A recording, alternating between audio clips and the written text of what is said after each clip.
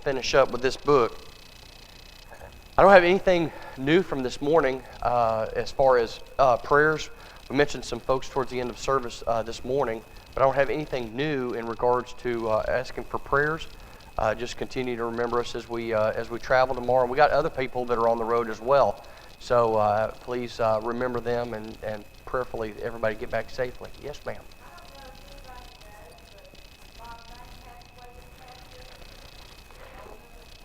Oh, I'm sorry. What's the name again?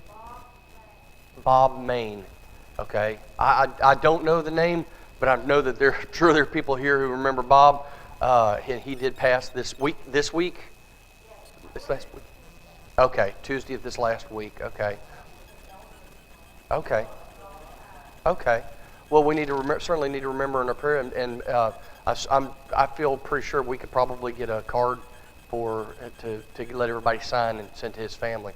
Certainly want them to know that we're thinking about him. Absolutely. Is there anything else? Is there anyone else that we need to remember? As far as I completely forgot people who are traveling. Paige and Dan were traveling up to take DJ to a summer camp that he was supposed to go to. That's why they weren't here this morning. They were going to stop on the way back for. Excuse me. They were going to stop on the way back and go to services somewhere, but they weren't here this morning. And just remember them as they travel and get back to us. There's nothing else. Okay. Let's have a word of prayer real quick. Father in heaven, we're thankful for the day and the many blessings of it. We're thankful for your hand in our lives. We ask, Lord, that you continue to bless us in our study of the book of Leviticus. We ask that you continue to bless those who are sick. We're thankful for the good news for so many, and Lord, we're asking your blessings on those who are still under doctor's care and are being taken care of by doctors and nurses. And we ask, Lord, that you bless them with healing. We ask that you be with those who are traveling, those who are away from their families. Bless them and keep them. Help them to get back home safely.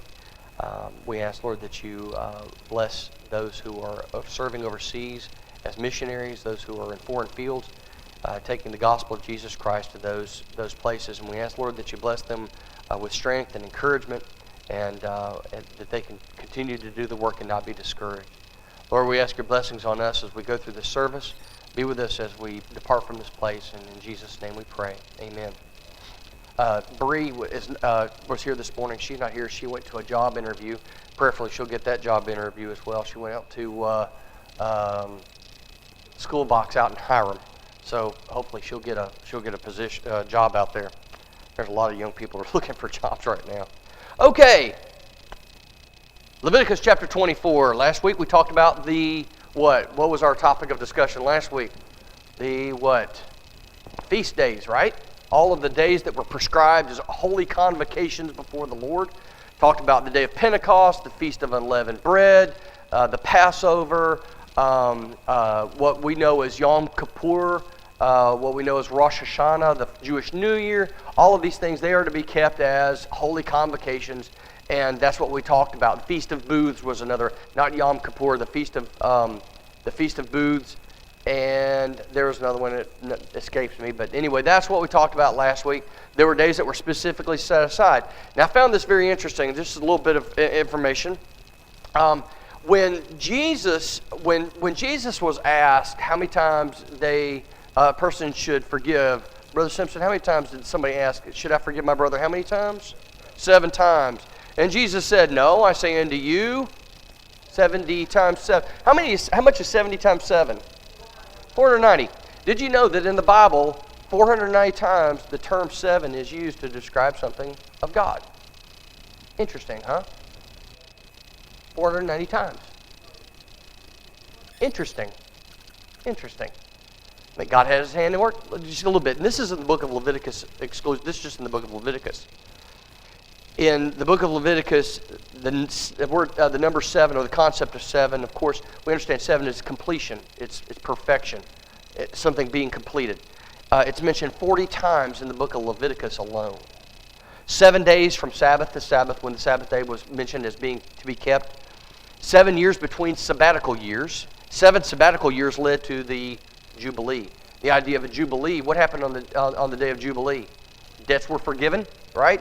Slaves were released. If you had a slave on the day of Jubilee, if someone had sold themselves into slavery to you, they were commanded to be released from that servitude. That's when they had that option of remaining with their master if they desired. The land was to remain fallow. That's a sabbatical year. The land was not to be tilled. Okay. Yes. And those were 7 years in between those sabbatical years. 7 days of life before a lamb could be taken from its mother for either eating or for sacrifice. 7 times the blood was sprinkled on the great day of atonement.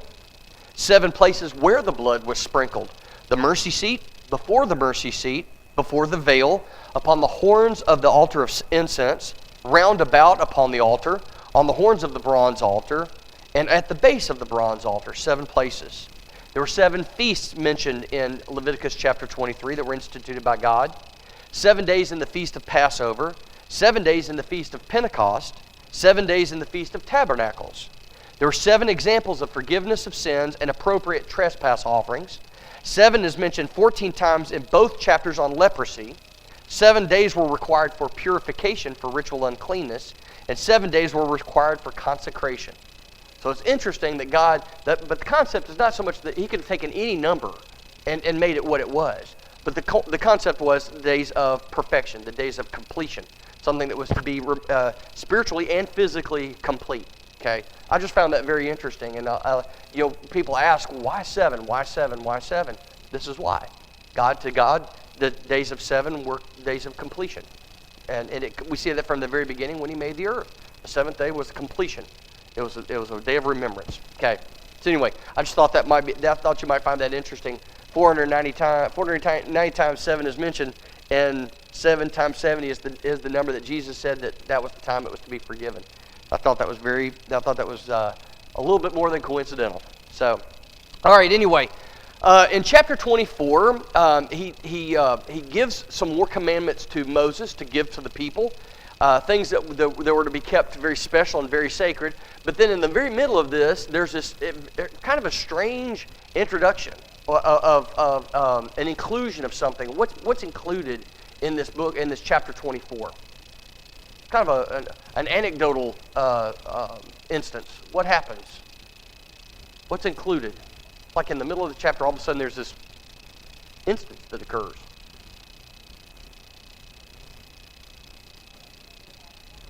Okay. So here we got it. We have the example of this Israelite woman, and her son blasphemes against God. And we'll get to the discussion in just a moment. It's just kind of strange. A lot of people say this doesn't belong here, as if we can rearrange God's word to fit what we find acceptable. But this particular thing is more of a narrative than it is anything else. It's very much a narrative in regards to what's going on. The book of Leviticus was not something that that Moses sat for 24 hours a day, 7 days a week until finally this thing was written. It was written over the course of time as these different chapters needed to be written. He would write it, and it would eventually codified into this law that was presented to the people, and they would be ready. This law would be ready for them when they inhabited this nation, this Canaanite nation. This law would be perfectly ready for them. They even to the point where when the temple would be built, they already knew what needed to be done in order for this to be acceptable. Okay, so Leviticus is essentially a narrative. It's an ongoing type of thing. So just start at the very beginning. And Jehovah spoke unto Moses.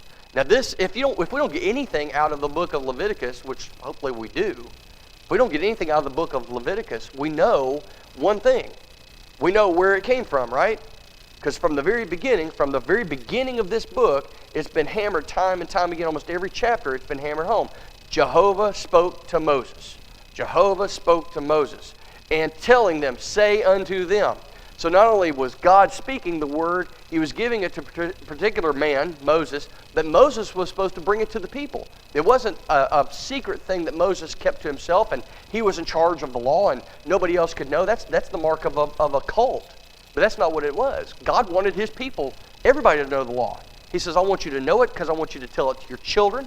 I want you to tell it to their children. You're supposed to instruct them in the way. Every Jewish man knew the law, and every son knew the law. So what? They could relay it to their children. And the priests, that even the children of Israel knew what the priests were supposed to be doing. That wasn't secret. so that they could kind of do what they wanted to do and nobody would know if they were doing it right. No, the people knew, so they were able to determine when the priest was in error. When they were wrong, they could call them on it. That's the mark of a loving God. That's the mark of a just God. The priests were not subject to secret rules and regulations. Everybody knew about these things. Okay, so it's likely that Moses, was in the process of writing these 5 books all the way through the 40 years of his leadership of Israel, continually writing. Okay, so it would account for, if he's doing this, the idea of it being a narrative, it was something that was ongoing as it was happening. It was likely that was responsible for some of the inclusions of some of the kind of a strange arrangement that we see in a lot of what was written. All of it was inerrant. All of it was of divine inspiration, but sometimes it doesn't fit a pattern that we're particularly looking for. But in any case, let's start at the very beginning. Jehovah spoke unto Moses, saying, "Command the children of Israel." Now, who's the command to? Good, to give to the children. So was this command to the priests? Well, children, priests included. Okay, so this is to everyone. This is not exclusive to the priests. What does he say? Command the children of Israel. So it brings them and includes them in this commandment. You know, this is not for the priests only to do. This is for the children of Israel. They were responsible for part of the worship that went on by the priests to God. Okay. Command the children of Israel that they bring unto thee pure olive oil beaten for the what? For the what? The lamps, the light. Okay. They bring unto thee pure olive oil beaten for the light to cause a lamp to burn continually. Without the veil of the testimony, without means outside of, the veil of testimony. What's the veil of testimony? The veil, right? The veil in the tabernacle that stood between the holiest of holies and the holy place. All right. It's outside of that. It's on that outer, the holy place, not the holy of holies, but the holy place. Without the veil of the testimony in the tent of meeting, the tabernacle. Okay, shall Aaron keep it in order from evening to morning before Jehovah continually. It shall be a statute forever throughout your generations. He shall keep in order the lamps upon the pure candlestick before Jehovah continually. Now, what this continually means is that this lamp did not go out. It was not only it was not strictly to light the way in the physical darkness. It was supposed to light the way in physical and spiritual darkness. That light was to remain lit continually. Now, let's think about what that means. You have this torch, and it was not some small, it wasn't like a little torch like this. This is a large bronze tray in which oil was poured, and this torch, this fire, was continually set ablaze as a perpetual light. Now, think about how much oil that had to be brought to the priest in order to keep that lamp going. What a sacrifice that would be. That the people were to continually bring this olive oil. Now, I'm sorry, but getting olive oil is not the easiest thing in the world. And it was really interesting when we went to the Biblical Antiquities place down in LaGrange. They had a wine or an olive oil press, and they showed how they did it, and it was really fascinating. But this was not light work. This was a thing that was constantly going on in order to provide this olive oil. So what is it? What do you think God was trying to impart to the children of Israel when He gives them this commandment? Okay, He's always present. What else? It requires continuous effort on our part. Is it always easy effort? No. Because that olive oil, they didn't go and buy that olive oil from someplace else. They had to press that olive oil themselves. And it was an ongoing thing. So when you think about when they would plant these olive trees and all these people would have these groves, where did a great deal of their effort go to? The temple. The temple had to have that olive oil in order to have that light continually ablaze. So this brings the children of Israel directly into the aspect of worship to God. So this light had to be continually going all the time. Now, we know that virtually everything that we read under the old law is a type, right? It's a type. And under the new law, there is an antitype. As Noah and his family went through the water, that's a type of baptism. The antitype, of course, is New Testament water baptism for the remission of sins. So we know in the old law there's a type, and then in the new law there's an antitype. We know under the old law, the light was continually ablaze. It's a physical light outside of the temple, or outside of that veil in that holy place. What's that light in the New Testament? What's the antitype? The church, right? It's the church of Jesus Christ, the Word of God. It's a great many things that are rolled up into one. It's the kingdom of God. We are a what? We are a light to the world. That's exactly what it was. Every single Israelite camped outside of that tabernacle knew where the tabernacle was. How did they know where the tabernacle was? The lampstand was ablaze. There's a reason that John, as he's writing his Revelation, refers to the seven churches of Asia. What does he refer to them as? Lights, lampstands. And it's to show their true destruction, to show when they truly fell away from God and were destroyed. How did he refer to that? That lampstand will be what? Taken out of its place. That light will be extinguished. One more light in Asia extinguished. Okay? That lamp was never to go out. It was to remain continually ablaze. Okay? So, to the idea of pure olive oil, and just a little description. To obtain this oil, first they pounded the olives, or pressed them to squeeze out the juice. Then they strained the juice to remove the pulp. And then when the oil rose to the surface of the juice, they skimmed it off. So this was an ongoing, constant thing. Always. They always had an olive press going in order to provide the olive oil for this lampstand outside of the temple, or the tabernacle. Exactly. This was what we would call extra virgin olive oil. I mean, this is the very best of the best. No seconds for God. This is the very first of the fruit. So when you harvested your olives, where did you take them? First part of that, you took them to the temple, or the tabernacle at first, then to the temple, so that those who were responsible for doing that could go ahead and start processing that. So, this was an ongoing thing, and it required a great deal of effort on the part of the people, and that's good. It would be a poor church that didn't require anything of its members. That'd be a sad church. But you know what? There's a lot of churches that they want to do that. They want to make it so easy to attend. So what do? They hire people to do everything. They hire Bible school teachers from outside of the church, so that nobody in the church is required to teach Bible school. They hire this outside. They hire this outside. They want to pay somebody to do everything for them. So really all the members have to do is come in and sit, listen to a sermon, and then go away again. Well, some people would disagree. Some people would disagree with it. I don't. I think that's accurate. We have to have what we would call part ownership in what we do. There's a reason that people who own their own home usually take care of it a little bit better than someone who maybe, say, rents it from somebody else. Because it's theirs. They have a pride in ownership. We're inheritors of the kingdom. The kingdom came from Christ, but it belongs to Christ. But because we are brothers in Christ, we share in that ownership. We share in that inheritance. And so, we take care of it. We do that. But it's this idea that it was something that required effort on the part of the people in order to keep this going.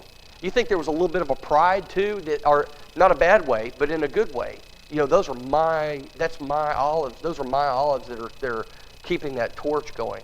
That's my. I brought that to God. I'm proud and I'm thankful that I was able to do that, and I'm helping to sustain the priesthood. There's a sense of ownership. Okay. Now, some people say that the lights weren't on all the time, but the idea of continually doesn't leave any leeway. There's no wiggle room. When it says continually, it means continually. You can't look at it and say, well, continually except at this time of day. That doesn't work.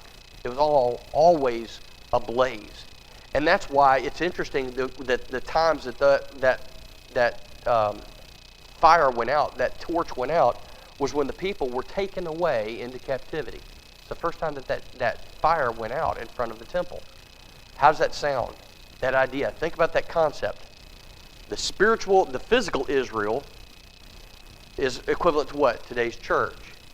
All right? You think about that. When the fire went out in front of that temple, that means that physical Israel ceased to exist for a period of time when they were taken into captivity. much in the same way that John warns about the churches of Asia. I'll take out that lampstand. Same thing that happened in regards to physical Israel. I'm going to extinguish that fire, and basically my spirit is not to be found in this place anymore. And it wasn't until the Israelites, the Hebrews, were able to come back and reclaim that land again that once again that temple was set ablaze.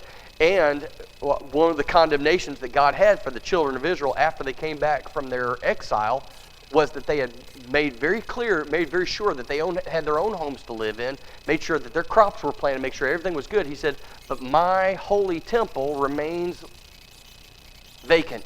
It remains run down. It remains vacant. So, the concept is just, it's the spiritual aspect of it is just, it's beyond reproach. It's absolutely fantastic. All right, so continuing on, we'll finish this up.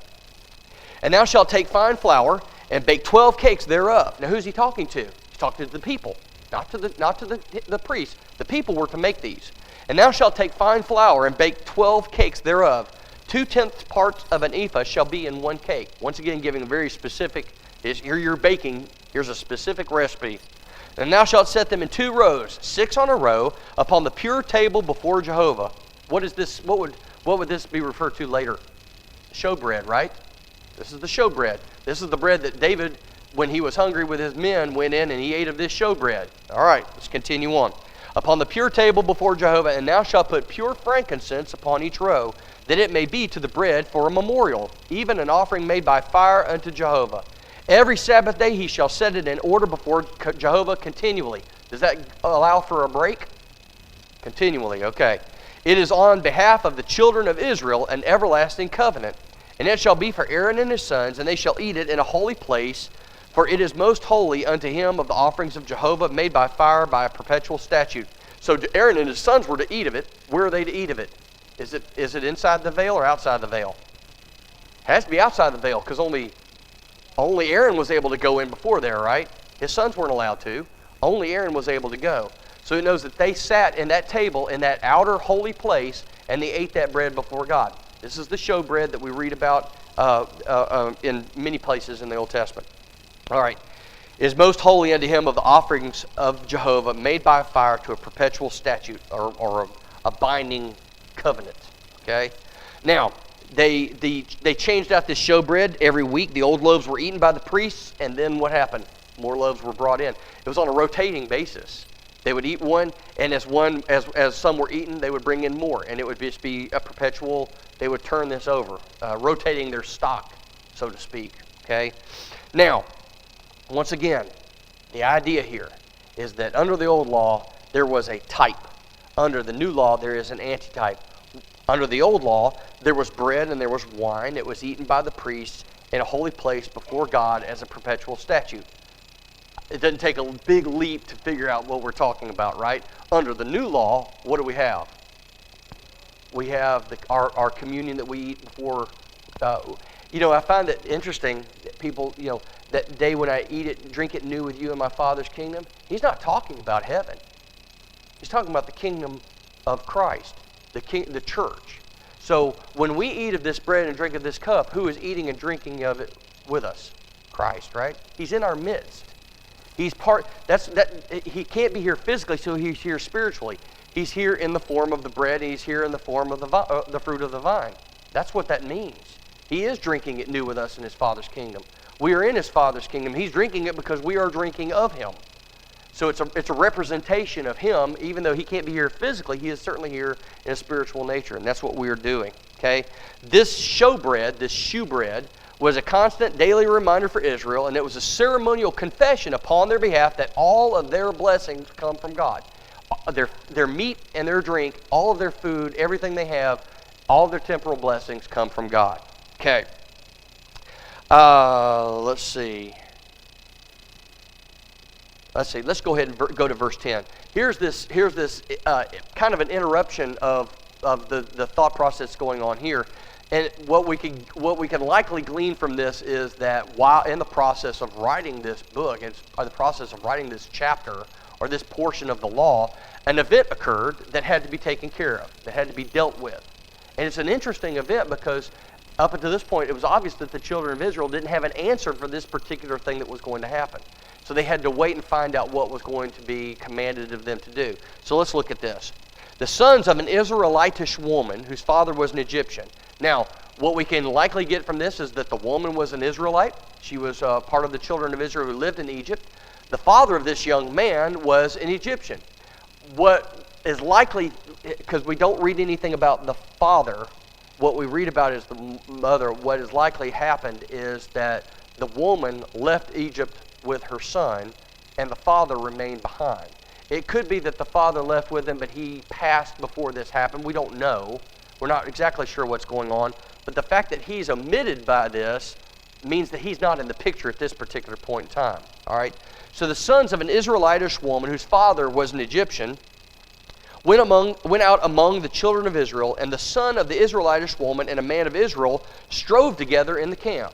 Okay, so you have this son that was born of an Israelite and an Egyptian, and he's out in the middle of the camp, and what it says he strove with means it could have been, it started as an argument between the two of them. Not really sure exactly what it was, but he strove with him. It apparently led to a physical confrontation, because what happens?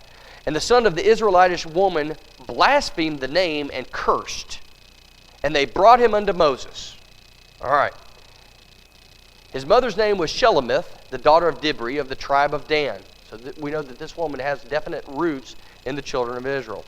So here's where the issue comes into play, that they didn't know what to do. They put him in ward. Now what does that mean? He's in custody. He's in a temporary, he's been restrained in some way. They obviously know, the children of Israel obviously know that there's a problem going on, or they wouldn't have put him in some sort of a custody. It's also obvious that they weren't sure how they should deal with this young man of mixed parentage. What do we do with this fellow? Because his father was an Egyptian, but his mother's an Israelite. So how do we consider him? Do we consider him an Egyptian? Under Israelite code, he would be an Egyptian. But this goes to show how God feels about this. Okay, so they put him in ward that it might be declared unto them at the mouth of Jehovah. So what are they waiting to hear from? What's the problem that they're having to deal with here? But what did he do? See, here's what are they trying to figure out? What did he do? What did the young man do? He blasphemed the name of the Lord. See, here's the problem: we know the punishment for the children of Israel. If you're Hebrew or if you're an Israelite and you blaspheme the name of the Lord, punishment is death. That's the punishment. But we don't know about this young fella. Do we consider him an Egyptian? If he's an Egyptian, is he allowed to do whatever he wants to do and without repercussions? Do we consider him an Israelite, even though his father's an Egyptian? Do we consider him an Israelite and he fall under the same kind of punishment? Okay, so they put him in ward that it might be declared unto them at that. In other words, they're waiting for God to speak the words to tell them what to do. It's good for them. I mean, you think about how conscientious they are at this point. They want to know, hey, we don't want to do the wrong thing, so we'll wait and find out what it is we're supposed to do. Okay, so and I'm going to step back into this for just 1 second. Have you ever heard the concept that the Israelites were not allowed to speak the name of Jehovah aloud? They weren't allowed to pronounce the name. I'm going to give you a little bit of a background to that, and you can kind of go your own route with it, but I'm just going to tell you this. There is the word for blasphemed in Hebrew has a double meaning. All right? One of the meanings is pronounced, and the other one is to revile. Okay, there's two different words. We understand when he blasphemed the name of the Lord in this instance, we know what that means. He reviled the name of the Lord. He spoke evil against the name of the Lord. But and the Hebrew word has two different meanings. One is pronounced and one is to revile. The problem is this. The translators of the Septuagint, that word of the law, when they translated that, they took it to mean pronounced. So what did that do for the Hebrews? That it would be unlawful for them to revile, yes, certainly, but also to pronounce the name of the Lord. We don't find anywhere under the old law that it was wrong for the Israelites or the Hebrews to pronounce the name of God. That was an error in translation. The idea that we would be unable to say aloud the name of the Lord It makes no sense. Why would he? There was no reason that he would not want us to be able to pronounce his name or speak his name aloud. So just a little bit of a background. When you hear people say, "Oh no, the Jews weren't allowed to speak his name," that's not true. It's how that word was translated led to them not speaking it aloud because of fear of being called blasphemers. Okay, so yes, they were certainly allowed to speak it aloud. We're allowed to speak it aloud. The idea, of course, the name of the Lord in this case is going into the term of Jehovah or Yahweh. Jehovah being, of course, the Latin translation, and Yahweh being the Hebrew translation. This is the word, this is the name of God that supposedly they were not allowed to do. So what they did was they started calling him Adonai, or Lord, instead of Yahweh, Jehovah. Okay. So anyway, that's just a little bit of a background on that superstition about not being able to say his name aloud. That's just not true. All right. So all that aside, they're trying to figure out, what do we do with this young man? Do we treat him like an Israelite? Do we treat him like an Egyptian? How do we deal with this? Okay, verse 13. Jehovah spoke unto Moses. Now, Jehovah's not going to allow it to go. He says, okay, you need to know what to do. I'm going to tell you exactly what to do with this young fellow. Jehovah spoke unto Moses, saying, bring forth him that hath cursed without the camp, without meaning outside, in amongst the people. Everybody heard him. I mean, this was not done in secret. And let all that heard him lay their hands upon his head. Now, interesting that he say that. Interesting that he uses that course of action. Where do we see where the people were to lay their hands on the head? On the sacrifice, right? On the blood sacrifice. Something has to die for sin. Something has to die for sin. So now he says, let all, it doesn't mean that every single person in the Israelite encampment had to come and lay their hands. It was typically those who were in a position of authority over the different groups of men, the families, whoever they may be, the clans, whoever they are. Okay? These people were to come and they were to lay their hands upon his head. You can see what's about to happen. There's going to be a blood sacrifice on behalf of sin. Let all that heard him lay their hands upon his head, and let all the congregation stone him. Somebody has to die for the sin. This is sin that requires blood expiation. All right, so here we go. And thou shalt speak unto the children of Israel, saying, whosoever curseth his God shall bear his sin. And he that blasphemeth the name of Jehovah, he shall surely be put to death. Now, all the congregation shall certainly stone him, as well as the sojourner, as the homeborn. When he blasphemeth the name of Jehovah, shall be put to death. So here God puts an end to the discussion. He said, if you're a sojourner, if you're a pilgrim amongst the children of Israel, even if you're not of the children of Israel, if you're not a Hebrew or an Israelite, it doesn't matter. If you're living in my territory, you abide by my laws. So no matter who you are, I don't care if you don't believe in me. If you don't believe in me, you keep it to yourself, because if you blaspheme my name, my people are going to stone you and take that sin out of this land. They got to make it very clear. There's no, you can't say, well, I'm not an Israelite. I'm not held by that law. If you're in my land, you are. Okay? All right. So God's concern here was to remove this infection. Could be a very deadly infection among the body of God's chosen people. If this wasn't eradicated, what's going to happen? A cancer could have destroyed the nation. It could have been an ongoing thing where God's name was continually blasphemed. It's like anything else. Once it gets started, something like that it just grows. It grows tentacles, and it puts its tentacles into every single aspect of the people's lives. Little sin blossoms into big sin. The old saying of, a rotten apple spoils the whole bunch. And that's the truth. How many times have you gone to the kitchen counter and you want to get a piece of fruit, and it's laying up against another one it's just rotting from the bottom, and all of a sudden you look over and everything in there is ruined. And that's exactly what happens. And the children of Israel were no exception. So he wants to make sure that gets out of there. Excise it, cut it out, extinguish it. Doesn't matter who you were. Okay. All right. Now this brings us to verse 17, and it won't take very long. This is the idea or the concept of the law of retaliation. Lex talionis, law of retaliation. Now, this is the one that so many people in the world want to criticize God because they can't quite see God at hand in it, and they want to criticize God's law in regards to how they are to take care of trespasses against one another. All right, so let's look at this for verse 17. And he that smiteth any man mortally shall surely be put to death. Eye for an eye, right? Okay. He that smiteth the beast mortally shall make it good. You kill a man's animal, you make it good. Whether it's through money or you restore the animal find another animal to restore it, that's fine. Life for life. And if a man cause a blemish in his neighbor, as he hath done, so shall it be done to him. Breach for breach, eye for an eye, tooth for tooth. As he that has caused a blemish in a man, so shall it be rendered unto him. What does that sound like? And does that sound fair? I think it sounds incredibly reasonable. Listen, God, what God's trying to do for His people is He's trying to give them a sense of protection.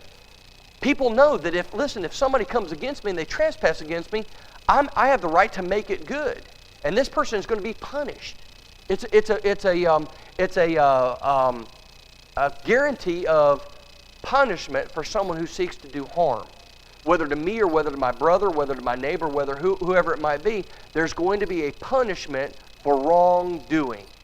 Listen, there's very few hallmarks of a civilized society than knowing that evildoers are going to be punished. That's something we have to be able to rely on.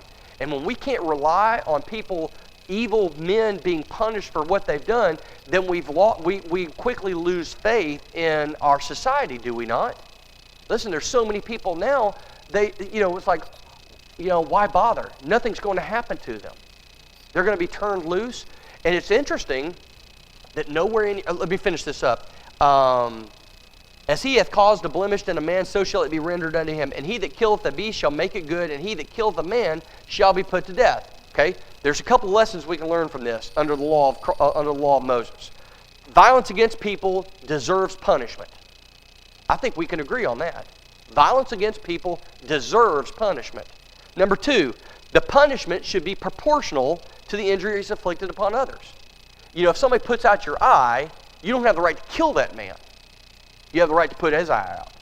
Or the authorities would put it out. You don't allow the man to go and do it himself, because the potential for worse is there. But the authorities have the right to put out another man's eye. Okay? Number three, this is interesting. The rehabilitation of the criminal was not in view. They weren't interested in rehabilitation. It was punishment for sin. It was punishment for doing wrong. It was punishment for visiting violence upon another person. It wasn't interested in changing his mind view. It wasn't interested in appealing to his human nature and making him realize the mistake. He realized his mistake when his eye is put out. He realizes his mistake when he himself is put to death for what he's done to another person. So the rehabilitation of the criminal was not even in view here. It wasn't taken into consideration. Number four, the death penalty alone was the option of dealing with society's murderers. There's nothing else. You notice that they don't say he's to go to jail for 10 years. He's to be in prison for a certain period of time. It's interesting. They put this young man in ward. They were probably like, what do we do with him? I don't know.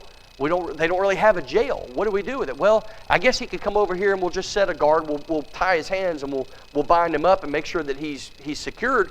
They didn't even have a jail. That wasn't part of their society. There was no need for one. This is what you do. It's interesting. If you put out a man's eye, your eye was put out and then you were turned loose. Okay, go your way and what? Sin no more. Do you think it's likely if you had your eye put out, you're going to go put out another man's eye?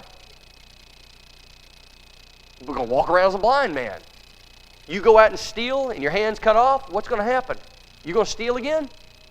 No, man, I want to keep this one. I might get it knocked off doing something else, but I certainly don't want to go and take the chance on having walking around with no hands. So the point was not to necessarily rehabilitate. Hopefully they would realize the error of their ways. The point was punishment alone was what God prescribed. It's interesting though, as a civilized society, what we're interested in is rehabilitating. God's law was pretty good, and it worked. Yes, people. Now, this is one thing, and I do believe this. I do believe this is the case. I believe that when a person was trespassed against, I believe that this person, in some cases, may have said, "Listen, I don't desire for that person to be punished. They've come to me in repentance. They've come to me for forgiveness. I forgive them. I defer having this punishment done." I'm sure that happened. I'm sure there were probably people who, "Hey, he put out my eye, I want him dead." And they said, "No, that's not the law. The law states that we extinguish his eye, and then this matter is settled. And it doesn't need to go any further." Because what's the option? See, he goes and kills this man. Now his life is sacrificed. So you see, there's a checks and balances here that wasn't there. But there's nowhere in here about, hey, let's put him in jail for a couple of years and try to work with him and try to make him feel better about his lot in life and maybe keep him from ever doing this again. It's he violated the law. He violated another person. He's to be punished. And once that punishment is meted out, let's move on. Okay? You guys need to get over it, and you need to move on. Because if you keep escalating, both of you are going to die. All right. So, now a lot of people will criticize these laws, right? Today, eye for an eye and tooth for a tooth. Well, I wonder if the laws were as they should have been then, if the laws were followed fairly and executed fairly, there really wouldn't be a problem, would there? We really wouldn't have an issue. Right? If you kill somebody, your life is forfeit. See, now people kill people because they're pretty sure that, guess what? I'm not likely going to be put to death. They're going to put me in jail for 15, 20 years, and then they'll parole me out, and then I'll get to take my place in society again. So there's really, and worse comes to worse, if I kill a bunch of people, I might go to jail and never get out again, but I'm not going to, my life's not going to be taken away from me. But here there was no such, there was no such potential. If you killed somebody, your life was forfeit. And I think that went a long way towards keeping the children of Israel actually a very civilized society, because it was a punishment that was proportionate to what had happened to these people. Okay, this was not a law of personal revenge; it was a law of public justice. Okay, it was a limitation of punishment; it couldn't exceed the injury in which a crime had inflicted. But criticism of what God's commanded here is totally blind and it's unjustified. As a matter of fact, this law was the greatest protection of ordinary citizens ever devised, because it's simple and it's dispassionate. Here's the prescription. This is what's going on. And it doesn't matter what part of Israel you lived in. It was all equally applied, no matter where you were. Very interesting. But people don't want to look at it that way. They think it's barbaric. It's barbaric to put a person's eye out because they put yours out. No, it's justice. That truly is justice. If man is killed, man is murdered, then his life is forfeit. It makes you really think before you would do something. All right, continuing on. Verse 22, we're almost there. Ye shall have one manner of law, as well for the sojourner as for the homeborn, for I am Jehovah your God. It also means that the law was no worse for somebody that came in from outside.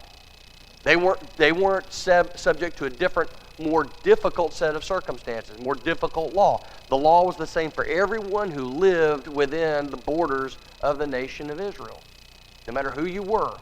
That also gave a little bit of a hope to people who came from the outside, because a lot of places, if you went in, for example, with the Romans, guess what? If you weren't a Roman citizen, you had no guarantees. None. They could do whatever they wanted to you. As a Roman citizen, however, you had certain rights and privileges that nobody else had. But under the nation of Israel, under Mosaic law, the law was the same for everybody, which is the very definition of just. You're not subject to anything that we're not subject to as well. Okay? So, it makes them applicable to everybody, no matter who lived where. All right? So, in verse 23, and here we go, this finishes it up. And Moses spoke to the children of Israel, and they brought forth him that had cursed outside of the camp, and they stoned him with stones. And the children of Israel did as Jehovah commanded Moses. Now, in current society, throughout a lot of lands that we know of, this execution of this penalty for such a small offense would be considered unjust. And this shows how much humanity has drifted away from the concept of the supreme authority and power of God. You know, we look at this, or many people look at this and say, they look at it as, same thing as, well, you put this man's eye out and you get killed. But that's not the way we look at it. God's personage is supreme, and to blaspheme against it is, was an unpardonable sin. And it was one that it couldn't be overlooked. The person was to be executed for it. All right, that's it. Anybody got any questions? I feel like I've more lectured today